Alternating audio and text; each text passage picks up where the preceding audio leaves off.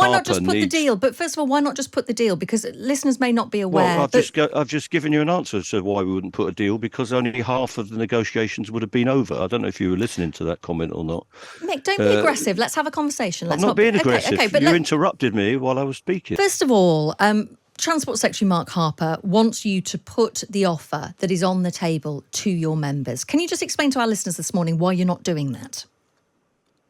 Well, we don't just do what Mark Harper wants because he's on the other side of the table. But what this offer means that we had a couple of weeks ago is they've asked us to cancel our strike, declare that it's over.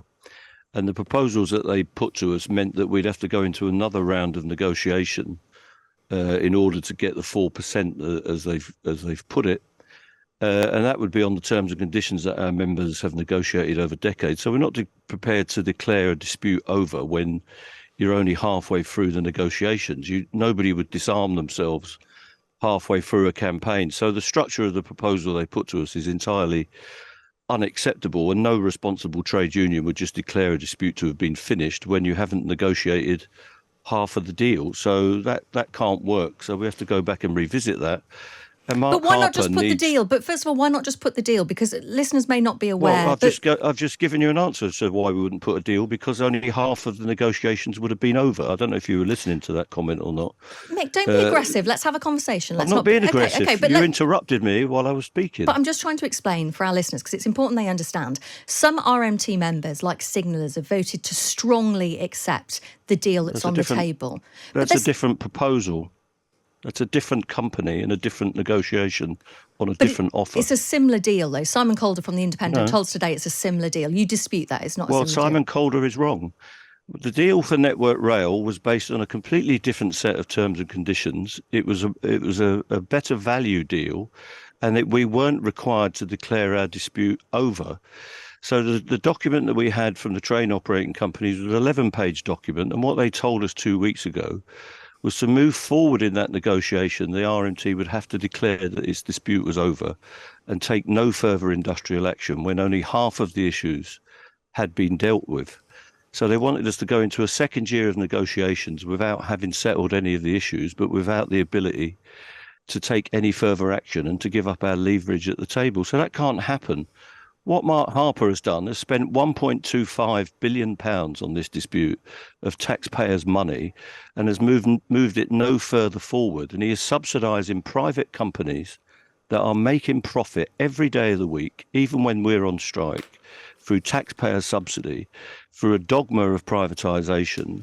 And he needs to sort that out, invest some of that money into a deal and into the railways so that we can get the railways working rather than wasting everybody's time and money on this dispute, which is unnecessary, really. OK, Mick, can you respond to this from Jenny in Stratford? She's got in touch with us saying, can you ask Mick Lynch why he believes membership should be paid more than most teachers, nurses, university academics and even doctors who are all more highly qualified and regularly work 60-hour weeks?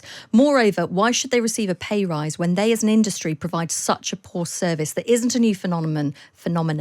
As a long-term regular rail user, the quality of service has plummeted over the past decade. Far from deserving a pay rise, I think they're overpaid and should be embarrassed about the demands they are making. What would you say to Jenny? Well, I'd say to Jenny, she's completely wrong. 3/4 of our members in this dispute are paid less than £32,000. She may be talking about drivers or executives working for train nurses. operating companies. A lot of nurses earn less than that, don't they? Well, no, the average nurse in this country is on about £34,000 as it happens. That's the average. That's the average. So a lot earn less than that as well. We're talking about averages, but 3/4 of our people in this dispute, the people on this picket line, earn less than £32,000 a year. So that's the situation we're dealing with. Many of our people are on £24,000 or less. Some of them are having to take state benefits and haven't had a pay rise for 4 years. Nurses, as it happens, have had pay rises during that period, but they deserve more. Doctors deserve more.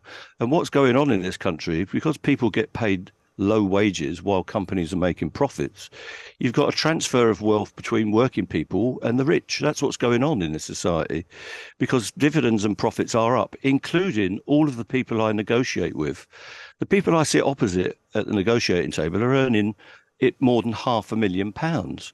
The first group last year made profits of over £1 million per week, but they're saying that we can't have a pay rise and our members have to suffer ever decreasing value in their wages Okay, when they go Mick, to the we supermarket don't have a lot and of pay their time. rent. We don't have a lot of time. Would you be prepared to go to ACAS? We spoke to someone yesterday from ACAS who said both sides need to sit around the table with no preconditions and just start negotiations again because the trust has gone. Would you be willing to do that?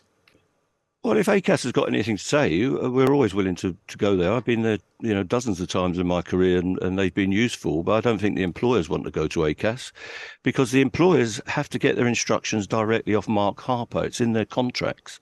So there'd be not much points in at ACAS if you need to bring the government as well. There'd be four parties at the table rather than two. So Mark Harper needs to change the mandate and allow these companies to negotiate a settlement, and then we could get the railway moving again.